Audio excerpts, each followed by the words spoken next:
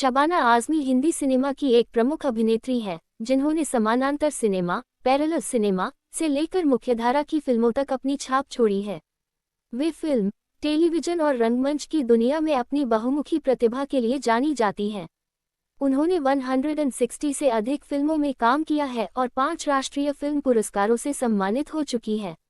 आइए उनकी पूरी जीवनी पर नजर डालें। शबाना आज़मी का जन्म 18 सितंबर 1950 को हैदराबाद, तेलंगाना, तत्कालीन हैदराबाद राज्य में एक मुस्लिम परिवार में हुआ था।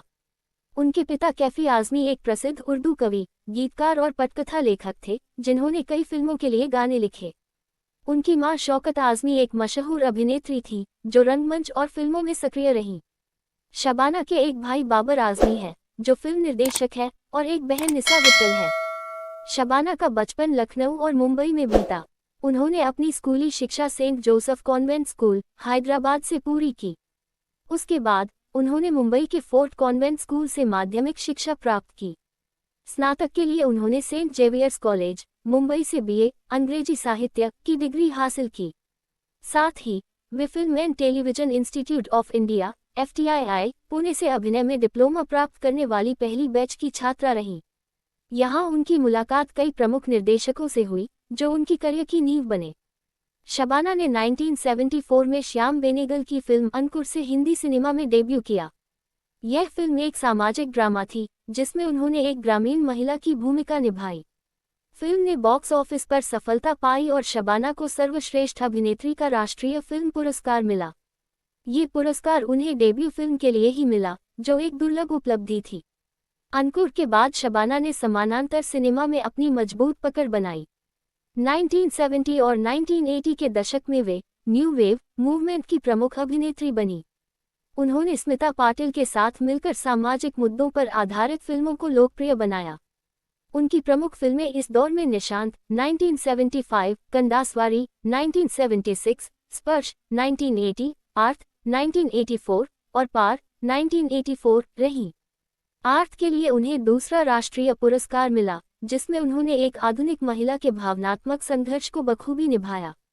मुख्यधारा की फिल्मों में भी शबाना ने काम किया, जैसे जायदाद 1972, लेकिन रिलीज 1991, मिस्टर इंडिया 1987 और दिलवाले दुल्हनिया ले जाएंगे 1995 में सहायक भूमिकाएं। हाल के वर्षों में उन्होंने रॉकी और रानी की प्रेम कहानी 2023 जैसी फिल्मों में अपनी चमक बिखेरी।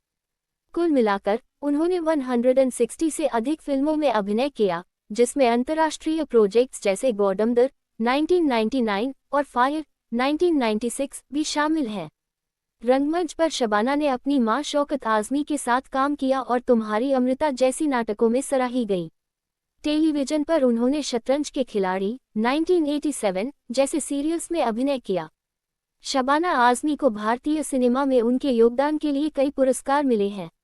राष्ट्रीय फिल्म पुरस्कार, सर्वश्रेष्ठ अभिनेत्री के लिए 5 बार, अंकुर 1974, आर्थ 1984, खंडान 1974, स्पर्श 1980, पार्टी 1985, पद्मश्री 1988 और पद्म भूषण 2015। फिल्मफेयर पुरस्कार कई बार, जिसमें आजीवन उपलब्धि पुरस्कार भी शामिल। अंतर्राष्ट्रीय सम्मान, वेनिस फिल्म फेस्टिवल और कांस जैसे फेस्टिवल्स में विशेष उल्लेख।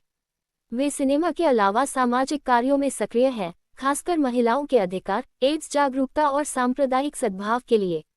वे गुडविल एम्बेसडर के रूप में काम करती हैं। शबाना ने 1984 में कवि और पटकथा लेखक जावेद अख्तर से शादी की।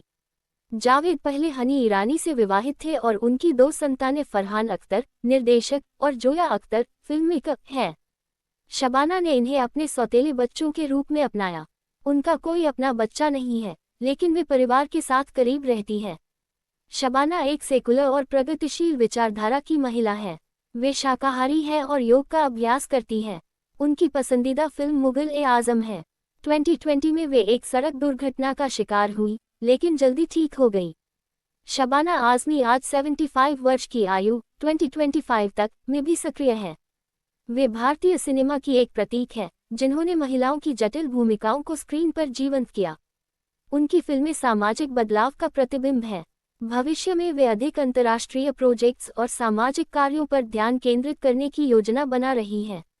शबाना आज़मी का जीवन संघर्ष, सफलता और सामाजिक प्रतिबद्धता का प्रेरणादायक उदाहरण है। उनकी कहानी हर उभरते कलाकार के लिए प्रेरणा है।